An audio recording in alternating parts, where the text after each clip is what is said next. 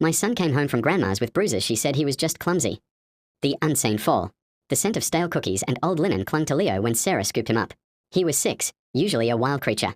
But today he felt heavy, a little too still in her arms. How was Grandma Helen's? She asked, kissing the top of his sandy hair. Leo wiggled down, dropping his dinosaur backpack. Good. We watched cartoons. Wonderful. Sarah smiled, but the smile faltered as Leo turned toward the kitchen. She saw it first on his elbow, a mottled purple and green blotch, the color of a fading storm. Then, on the back of his calf, a series of dark, parallel lines, almost like finger marks. Leo, wait. What happened here? She knelt, gently running a hand over the mark on his leg. He shrugged, already pulling a toy truck out of his bag. I dunno. I fall down a lot. An hour later, as Sarah folded laundry, she called her mother. He's got quite a few bruises, Mom, Sarah said, trying to keep her tone light, conversational. Especially a bad one on his leg. Did he take a tumble off the porch steps or something? Grandma Helen's voice, sharp and instantly defensive, crackled through the phone. Oh, Sarah, don't be ridiculous. He's just clumsy. You know Leo.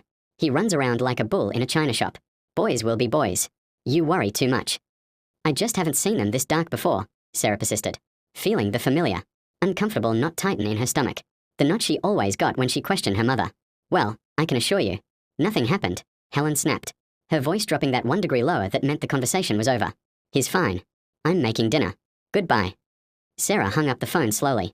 Her hand trembled as she placed the receiver back in its cradle. Clumsy. She knew the word. It was the word Helen had used for Sarah herself when she came home from her friends. Houses with scraped knees or unexplained cuts, usually accompanied by an exasperated sigh and a look that suggested Sarah was simply inconvenient. That night, after Leo was asleep, Sarah slipped into his room, a small flashlight in hand. She lifted his pajama top. There, high on his ribs, was another bruise, a fresh, yellowish streak that hadn't been visible earlier. It was in a place that made no sense for a clumsy fall.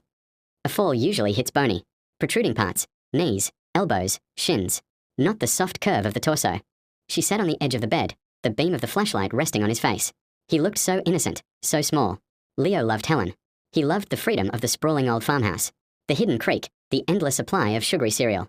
Sarah remembered the feel of the old house, the steep, narrow staircase, the heavy mahogany dining chairs, the way her mother would sometimes grab her arm a little too tight. When she was exasperated, she noticed a tiny detail. On his shoulder, right where the dark line faded, a single, minuscule splinter of wood was embedded in the skin. Not from the creek. The wood at Helen's house was old, dark, and splintered. She gently tugged the splinter out with a pair of tweezers. Leo stirred, his eyes blinking open, momentarily dazed by the light. Mama.